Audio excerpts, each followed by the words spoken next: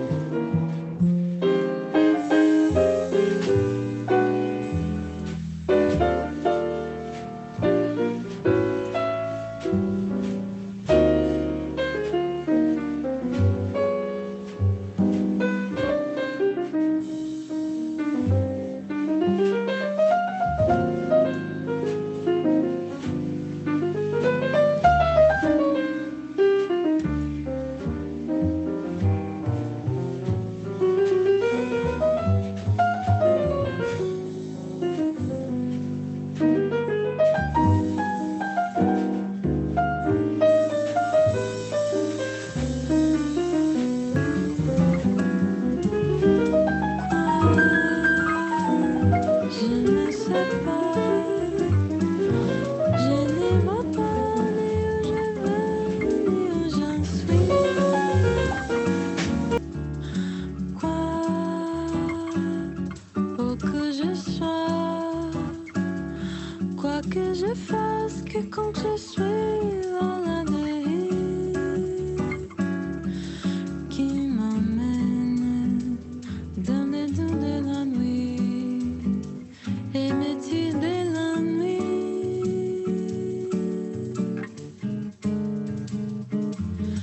Qui est là, qui ne me quitte pas depuis que tu es parti. C'est fini pour moi la vie en rose. Sans toi, je suis malade. C'est la vie, les chansons d'amour. C'est fini, mais je les chante toujours pour toi. C'est la vie, les chansons d'amour. C'est fini, mais je les chante toujours pour toi. Là, je nous revois. C'est la bohème sous la pluie, sous le ciel de Paris.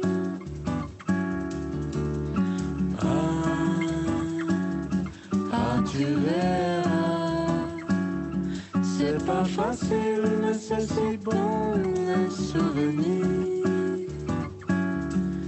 qui reviennent dans le doux de la nuit et ravivent l'envie.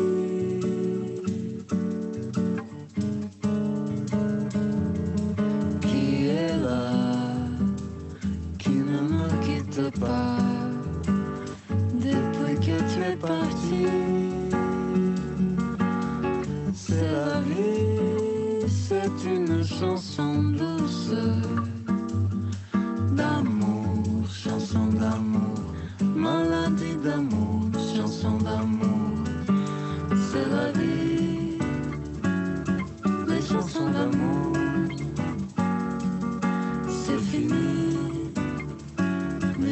chanter toujours pour toi. C'est la vie, les chansons d'amour.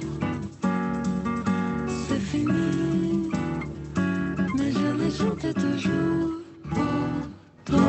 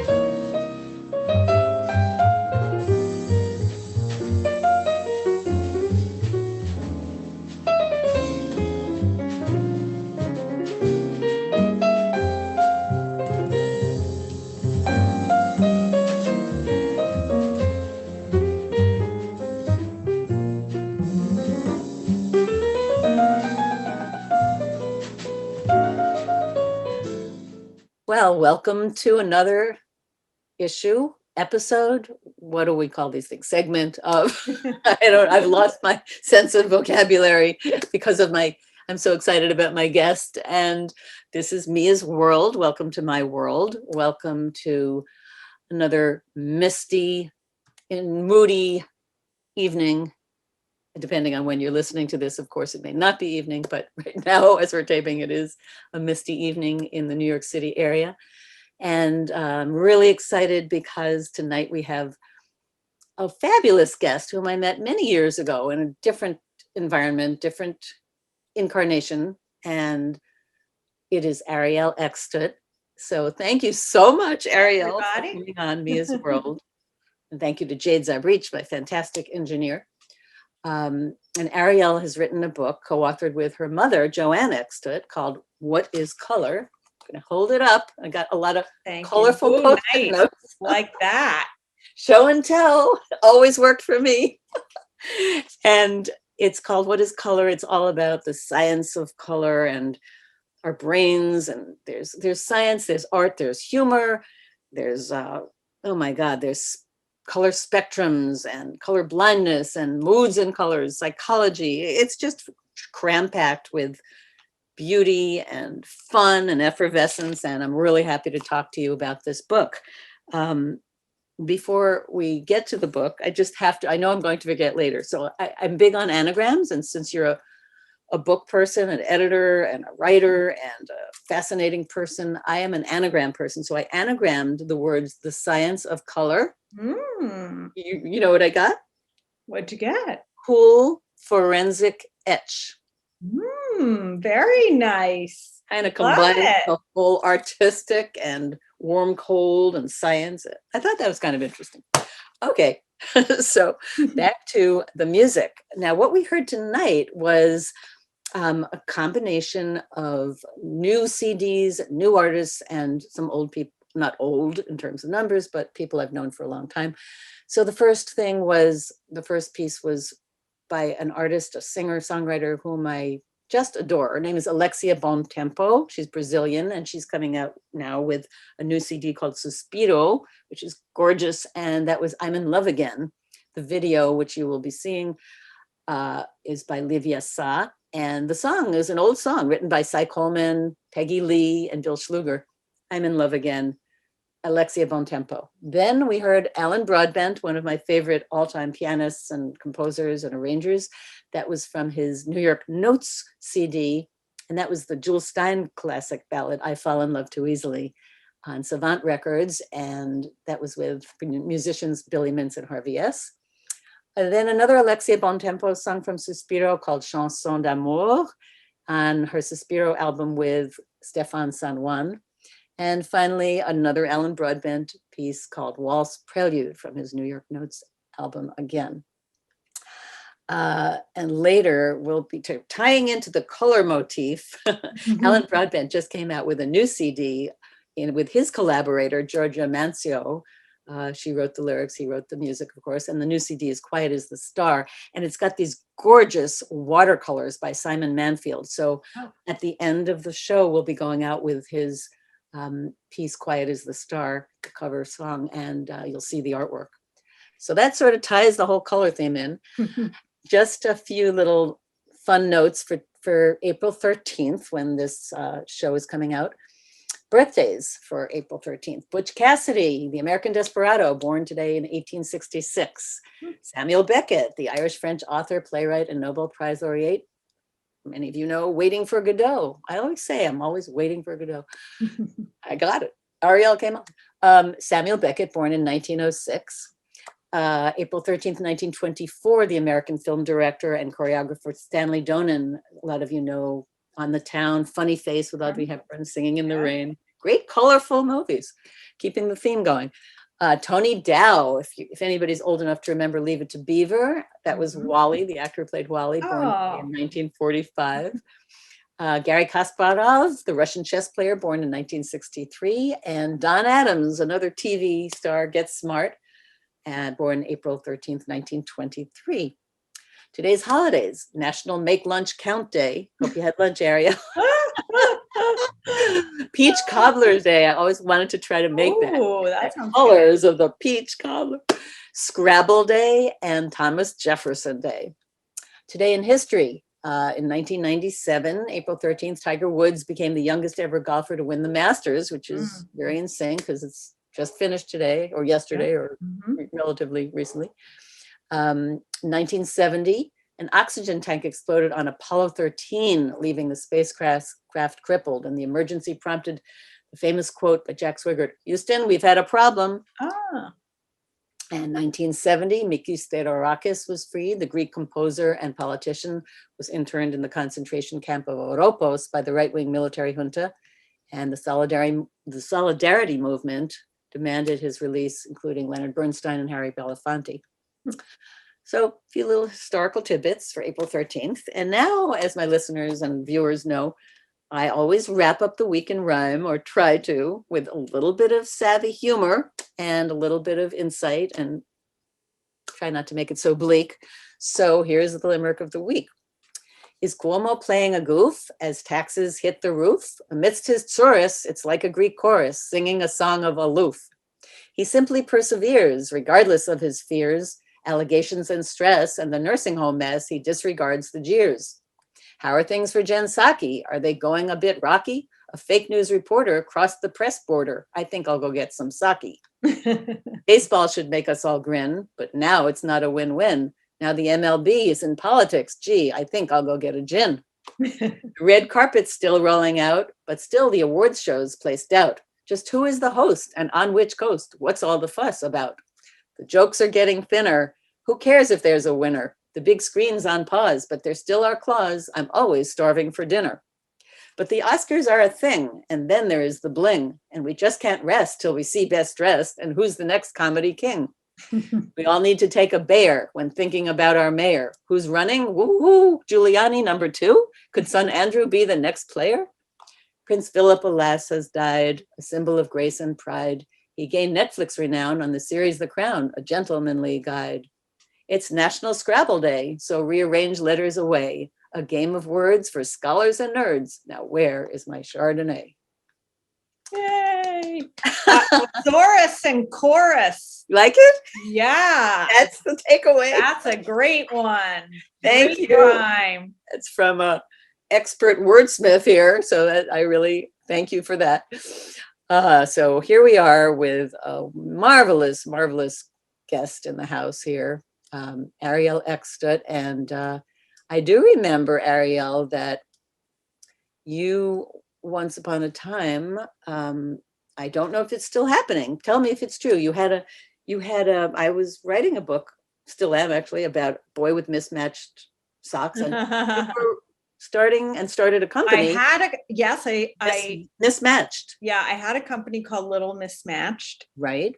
And it was a very successful company that was super fun. And then we sold the majority share of the business to a private equity company, and then they fired me, and then they essentially bankrupted the business. Oh, Yeah. how horrible. Yeah. Would you ever do that again, or? No, but it was, I mean, it was up until, the end, it was a fantastic, really fun experience. And the end was the greatest, learning curve of my life, of what not to do. Right. Those central experiences we have where we're like, wow, I learned a lot, never doing that again. Well, that's a silver lining. And is silver a color, by the way? Exactly. I wanted to know, is silver a color? Well, that's a whole other question. That's another. Yeah. Okay. Well, we can put that on the side for now. That's another side affair. You are also the co-founder of the Book Doctors, which is I am consulting for writers, right? Yeah. Mm-hmm. And that's I guess that's thebookdoctors.com. It is. Yep. You've got a daughter named Olive, which is a color and a food, and it also has the word love in it. So I love the name Olive. True. Yeah. And you're the author of many books, including Secret Language of Color and now What is Color? You were also a literary agent for many years at Levine Greenberg, and you've done so many things. I don't know how you managed it all, but here you are. Let's get to the book. I have to say, my dad was a pianist and a painter, amongst other things. But one day, this was one of the top 10 days of my life, he was teaching me color and watercolor specifically. And specifically, I don't know if you can see this, but he made a chart of all the different greens and how to mix different greens with different yellows that's so and lovely. I still have it. It's a little faded, but cobalt and orange and ultramarine and yellow and so the beautiful. color thing is so beautiful, right? And there was pretty recently, a new blue that came out, right? Yes, that is correct. Yep. What a name, Yin Min. It's like the three elements of yttrium, iridium, and manganese, I think. But I don't understand how you come up with a new color, but I guess you can come up with anything these days, right? I know. So yeah, they need to make a fungible token with it. Yes, what a great idea! I think that only one person can have that blue. And you were talking earlier before we started about your memories of certain things like movies because of colorful objects. Yeah. Like you won't remember the soundtrack, but you'll remember the red car. Yeah. So I think color for a lot of people is very solid and very memorable. It's just pungent. And so I guess I'll start with what got you interested in this topic. Yeah. So my mom is the origin of my interest, because my mother has always been really obsessed with color, and she started out as a fine artist, so painter and sculptor using color, and then and also part of her origins were she went to FIT for a year, so fashion as well, and she was always a very fashion forward person, and so then she excuse me, then she became a sweater designer. So she used so we had all this yarn in our apartment all the time with all these different colors. And my mom, like, she had a period where she made all these beautiful like Fair Isle vests, but instead of them being kind of traditional English muted colors, they were like bright, crazy colors. So it was like a new twist on that. So color was always like a big part of my life because of my mom. Absolutely. And she ended up becoming an interior designer and a color expert who consulted with both individuals, but architects, developers, everything on color and materials. How interesting. So is she more interested in the emotion of the room, or is she interested in the science, or because there's a lot of science in here, but it's presented so most accessible. She's just a purely aesthetic person. So like the joke always, when my husband first met my mother, she lived in a loft and she had these 2 vintage chairs that had no cushions on them. They were just the springs. And this went on for months and months. And David asked me, why does your mom not have any cushions on the chairs? And I'm like, she can't decide which color they should be. So she'd rather have no cushions than something that isn't the perfect color. Oh my gosh. That's interesting. Yeah. Did she ever manage to? She did, but I'm telling you, that was probably 2 or 3 years that those chairs had no cushions. Do you remember what color she ended up with? Yeah, it's a gorgeous fabric that's black with perfect round red rings. Wow. Very like red. Yeah, and it's very modern, the fabric. It's by a well-known designer, but I'm forgetting the name of the designer. So but you remember the colors. I remember the colors. She still has them to this day. Well, she picked wisely and well. Right? Yeah. So that's kind of interesting. And so how did you end up collaborating? Did you initiate that, or? So I became a writer and someone who develops books. And I'm very close with my mom, and with mother-daughter relationships, there's all different kinds of directions they can go in.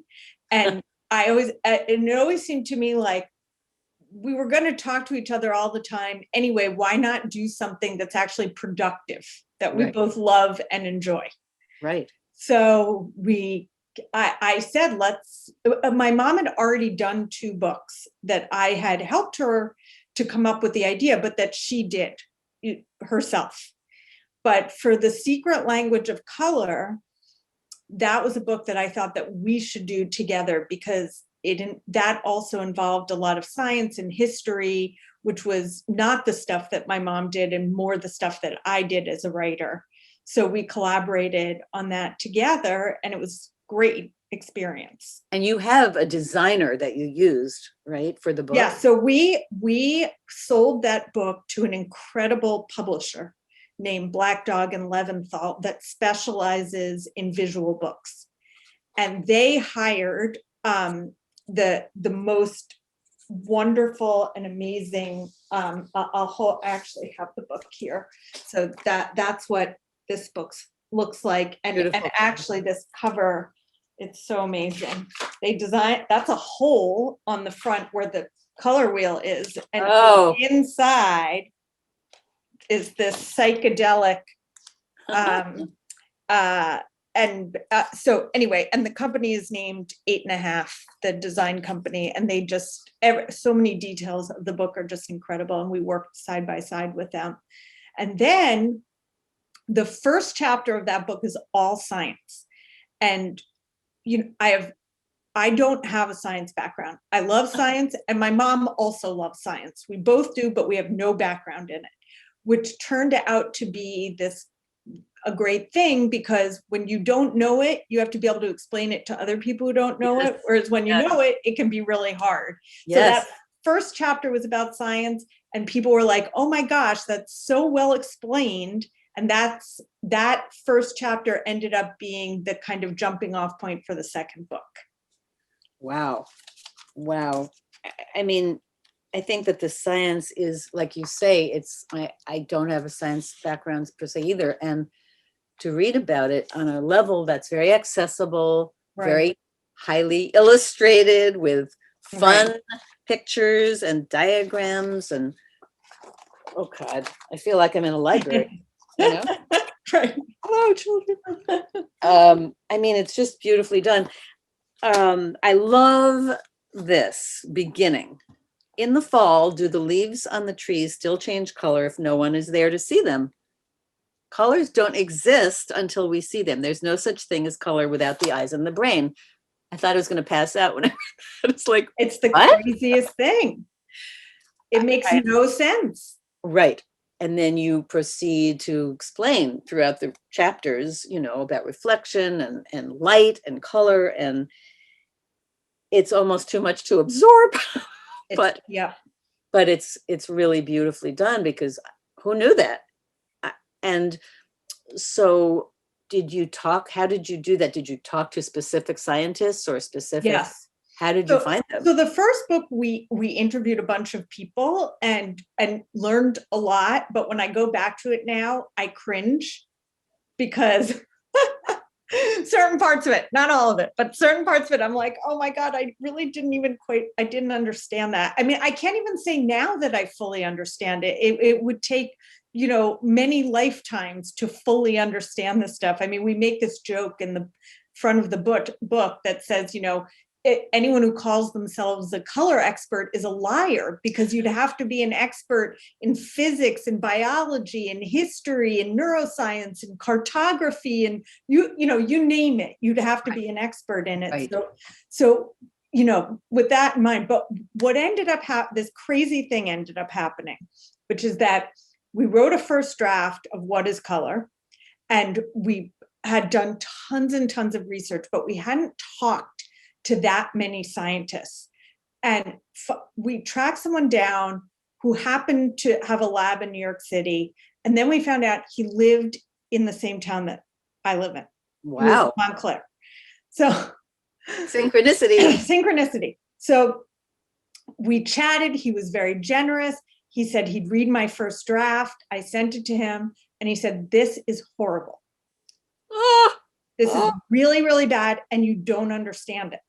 And I was 2 weeks from the deadline. Oh my God. And I was like, oh my God, what are we going to do? I mean, we obviously can't hand the book in because it's not good. So we got an extension from the publisher. Okay. And in the meantime, someone else approached me about being a co-writer on a book, a neuroscience book. Okay. And I was like, I can't do that. I'm in the middle of a disaster with my own book. Right. And the agent said to me, can you please just talk to this person? Because maybe you can just edit sections of it, because I really feel like you'd be a good match. And as a favor to the agent, I said, okay. And then I talked to this guy. I didn't even read anything. They'd sent me all this information about him. I didn't read anything because I was so distracted. And he turned out to be one of the world's most famous vision scientists. Unbelievable. And so I was like, this guy can solve all my problems. And I can solve all his problems.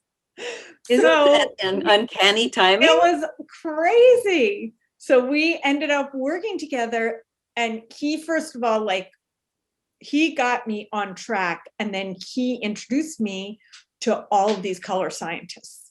And that was wow. What made I guess all the that difference. Was destiny. It was the color of destiny. Yes. That's insane. Well, that says a lot about you saying yes, you know, like if you had blocked it out, then that never would have happened. I can't even imagine what my book would be. Wow. Well, I was, nope, this was like a little tacky pun, but when you were saying you'd have to know everything, science and history, and Yeah. when you started talking about wavelength and frequency and physics and spectrums, I said, I see red. Exactly. But then I have to make diagrams in front of me. So I had a little diagram of the spectrum of, what is it? When you go from the electromagnetic spectrum of radio waves and infrared, the electromagnetic long wavelength, spectrum. the Yeah. low frequency to the ultraviolet, the gamma rays, and the short wavelengths and the high frequency. And the diagrams are so interesting, because then I can see what's going on. So that was like all my mom's. My mom is the visual person. So like compiling the information to give to the graphic designer, all the visuals, so that there would be like this very strong visual component, was all my mom's doing. Oh, thank you to Joanne Eckstut. I mean, we all remember our childhood Crayola crayons, and I had favorites like Periwinkle and Cornflower Blue. Me too. So can you explain a little bit about, let's just say, how different blues appear to us, or why do they appear different to us? Cornflower blue or cobalt blue or blue and purple even, because I'm wearing something in the middle of, I don't know what, blue, purple, violet, indigo, I don't know. Right. So the most basic part of color is that there is a light source somewhere, whether it be the sun or a lamp or what have you. And there's light emitted from that source that strikes an object. And certain wavelengths of light are absorbed by that object, and certain wavelengths are reflected. And it's the wavelengths that are reflected that are what we see. So a red rose, for example, absorbs every color but red and reflects red back into our eye. So these differences in color that we see have to do with which wavelengths are being reflected. So your sweater is, I would call it bluish purple from what I can see on the screen. Yes. Is that accurate? Yeah. Yes. So, there's blues and violets on one end of the spectrum, and red, which is on the complete other end of the spectrum, that are being reflected into our eye, and all the colors of the rainbow in between are being absorbed. That's a really great explanation. Yeah. It's hard to fathom. I mean, I can't, because we just imagine, okay, we see purple. It's purple. And then to make life all the more confusing is if you were colorblind, for example, depending on your kind of color blindness, you wouldn't see, for example, like if you're red-green colorblind, my glasses are going to appear kind of yellowish to you. Yes. So you're not going to see it at all.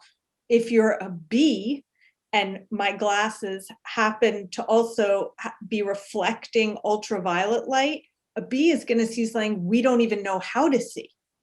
Oh my God. Yes, you talk about animals and you talk about how the bullfighter's red cape is not red to the bull. Because they're colorblind. They have the same color capacity as the majority of colorblind humans.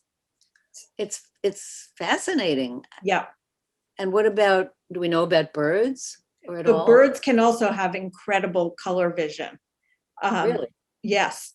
So birds and bees, like, if you think about there's an illustration in our book, often flowers that we can see often have something called a honey guide in the center. It's like a different color in the center to help the pollinator come to where the pollen is. So, but for a lot of flowers that appear to be one color to us, there actually is a honey guide there, but it's ultraviolet or something that we can't see. Oh. So it just appears like the flower's all yellow, but to a bee or a bird or whatever, there's a completely different color at the center. Wow. Yeah.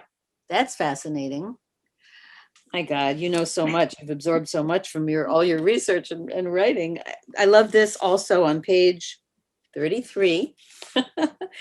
This, talking about plants and nature, why are most plants green? And you say chloroplasts, the part of a plant's cell, absorb red, orange, some yellow, blue, and violet wavelengths and reflect green and some yellow wavelengths. They use the energy of the non-green wavelengths for photosynthesis. And you say, in one of nature's great ironies, green wavelengths of light are useless to the greenery we see around us. Yeah. That's another Isn't that wild just concept. so weird? Yeah. It is. Because we just think these colors are inherent to the thing that we are looking at. Yes. And you have examples of splotches of color that are the same but look different. And if you move your eye away, you've got color constancy and color opposition. And remember in Seinfeld, if you watch Seinfeld, I remember George Costanza talked about meeting somebody that he wanted to date because of the hue of her hair. I don't remember that. I have to now find the citation or Okay. the segment. Okay. But so you talk about hues and shades, and that's an interesting concept in itself. I don't know. How do you explain a shade or a hue? Is that so a hue tends to be the way that we refer to a category of color that we have named in the rainbow. So like red, orange, yellow, green, blue, purple, or violet.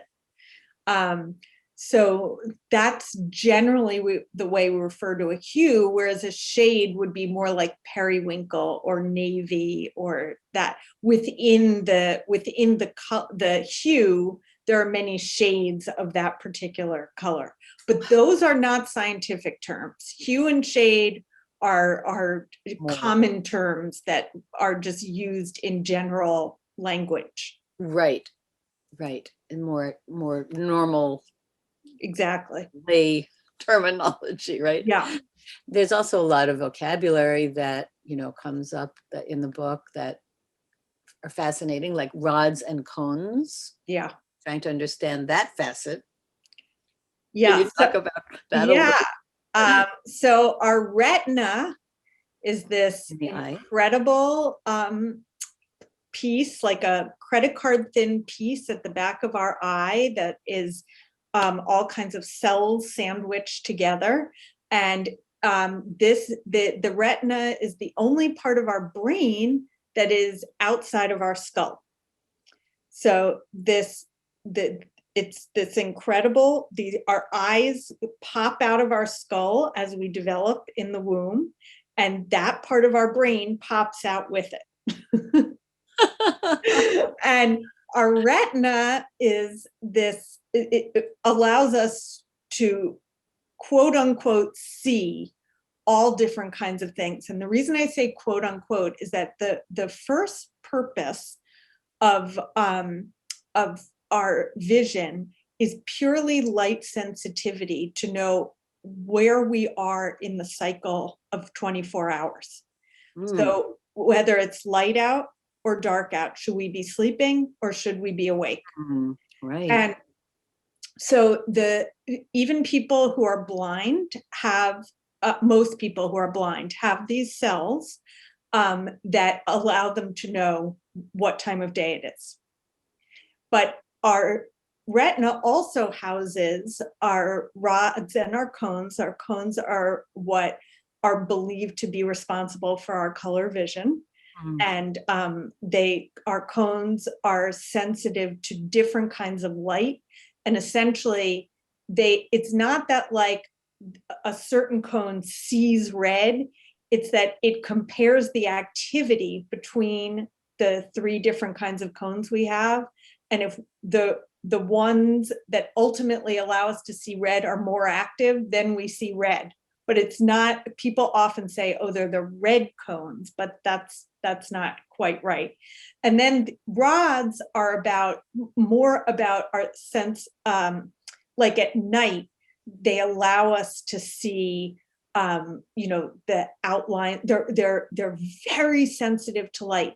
So we can see shadows and tiny changes, but we can't see actual color. So if you think about when you go outside at night, like you're not seeing the rainbow in front of you, you're basically seeing some blue and lots of gray. And that's our rods at work. That's the next book, Our Rods at Work. Our rods at work. Well, that was a great explanation. I love the clarity that's reflective in the book of the book style. It's very clear. And another thing about the book is that you've got it set up so each chapter is relatively short and punchy, but not very pithy, not superficial at all.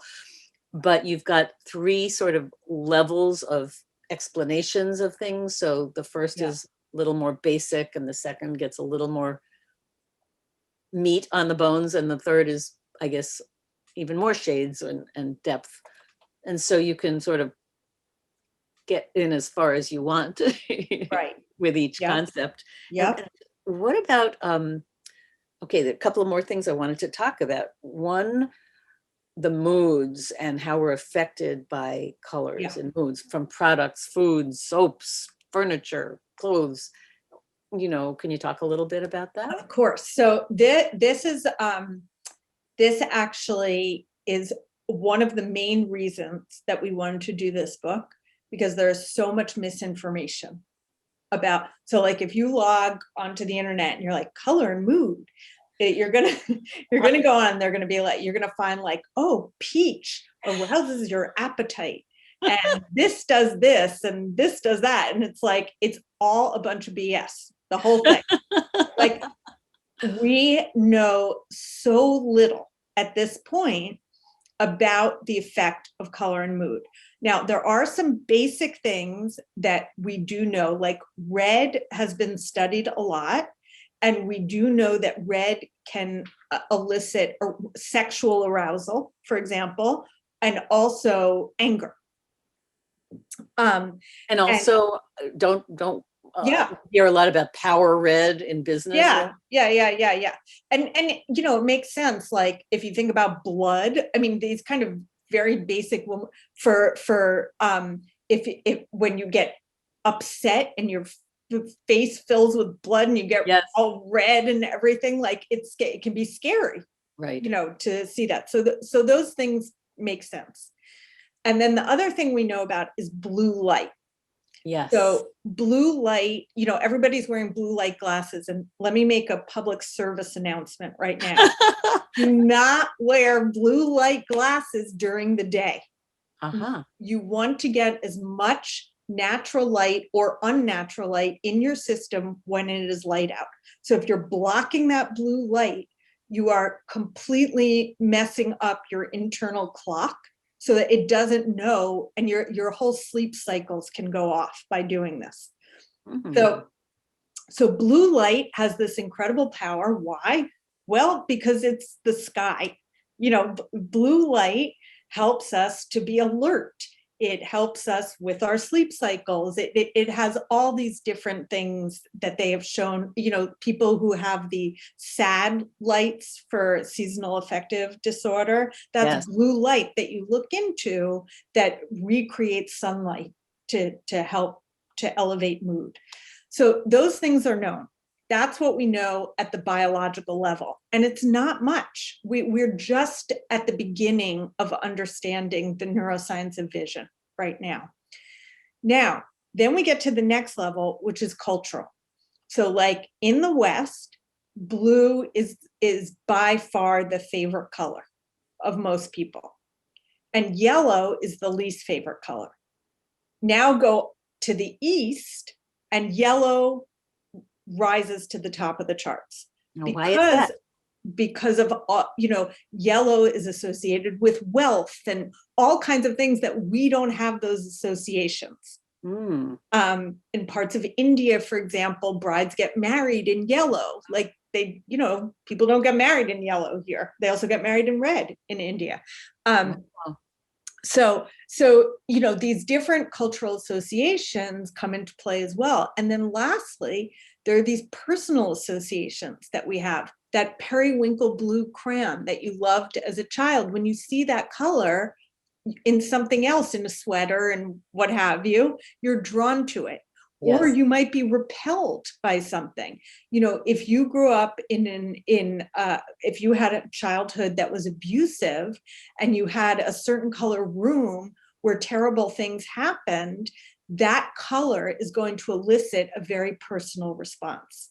Right. So we have these layers. It's not, you can't make a blanket term about a color because each person brings these different layers to the color. And everybody has their own experience and Yep. association. Well, that's really, really interesting. Cultural differences and childhood differences and wow, families and moods. And then of course you've got the product stuff, you know, food, Yeah. just packaging, right? I mean, I'm sure there's a gazillion studies about why people buy a yogurt because it's, you know, the color of red is on it instead of, right? Right, absolutely. And the associations with those. I mean, like, if you look at like, you know, blue foods in nature tend to be things that are poisonous, with a few exceptions. So it's either molds or berries and things like that that you wouldn't eat. So, you know, very few foods are blue except for really disgusting things like blue slushies or whatever that appeal mostly to children who think it's cool. You know, they don't have that association. So it's just like I am so grossed out by, I couldn't even put that in my body. The idea, like that blue slushy thing. It just looks like styrofoam. It's just so gross to me. Right. So those, yeah. So with food and you know, there's all these such fascinating cultural histories to color, like the color red, pure reds and pure blues and purples were so hard to create in nature and to dye clothing with that only royalty or you know, the highest religious figures could wear. Right, royal purple. Exactly. Color, right? Yeah. So and so you, all these gorgeous colors, there were times in history where if you wore red, for example, you could be killed if you weren't in the royal family. So the meaning behind these colors and what we've assigned to them at various times is extraordinary. It is really remarkable. All that. You see, this is what I mean about this book. It's packed with stuff, color stuff. It is. Another question I had is about, well, one concept you talk about, which I love because I love fabrics and iridescence, and you talk about the reflection of light and angles with iridescence, and you say, think of a hummingbird's neck, a morph butterfly wings or soap bubbles. I mean, the images are so beautiful. But I had a question about white light. Can you talk a little about that? Yeah. So white light, I'll go back to Sir Isaac Newton. Yes, we like him. Who, you know, noticed that when light passed through a hole in his shutter and then went through a oh my god, my mind just went blank, not a crystal, that's not the right word for it, prism, thank you. When it passed through, this white light came in through the window, passed through a prism and turned into a rainbow. What the heck is going on there, right? Yeah. So he figured out that white light was not white at all, that it was actually the combination of all of these colors together. And that you could break down that light to show all the different colors. And if I can just add one more step to this outside of white light, because I just think it's so interesting, is that we we think of red, orange, yellow, green, blue, violet, or as he coined it, red, orange, yellow, green, blue, indigo, and violet were the basic colors of the rainbow, like that's what all colors made up of. But that was just a complete random assignment of colors because he wanted 7 colors that matched the musical tones in the scale. Yes. So that's why he chose 7. He could have chose 23. He could have chose 16. He could have chosen 3. So we think these are basic, but it's just a human desire to categorize. Wow. And the 7 lineup and parallels and music and color and light. Yep.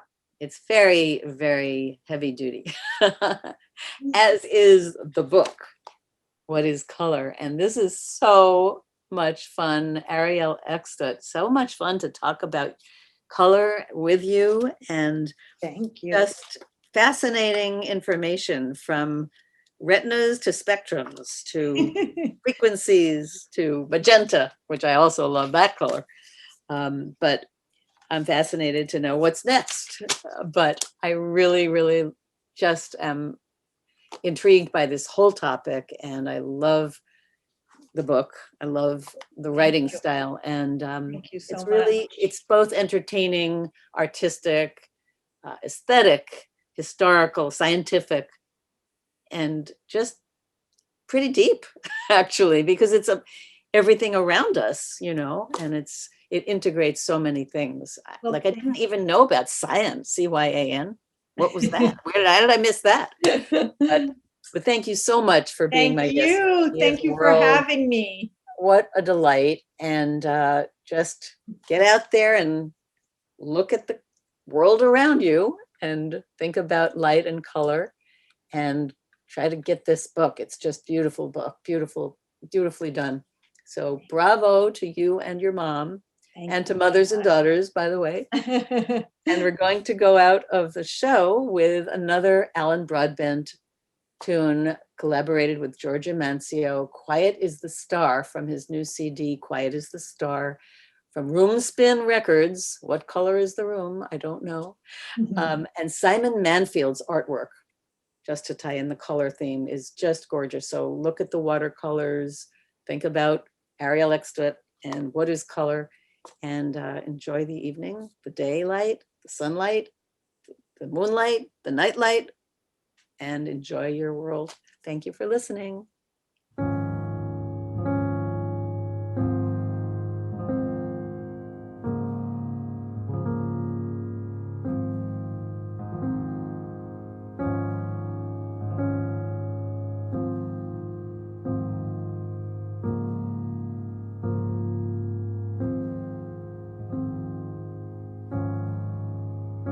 As day turns to night, I watch the sky. I see the clouds go by.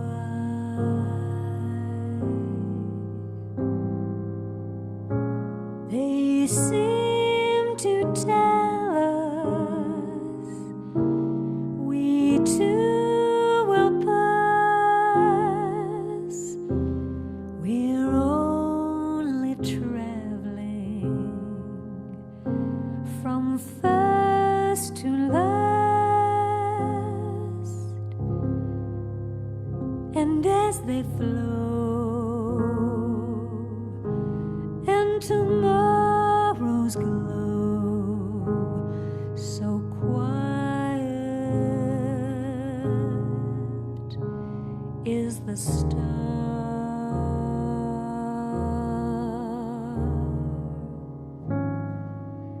As I close my eyes, I see the sky. I watch the birds go by.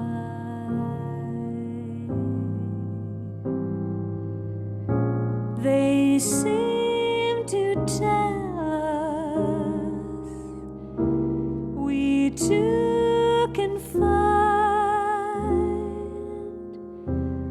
which way to follow, which ties to bind, and in their flight in tomorrow's light, so quiet is the star.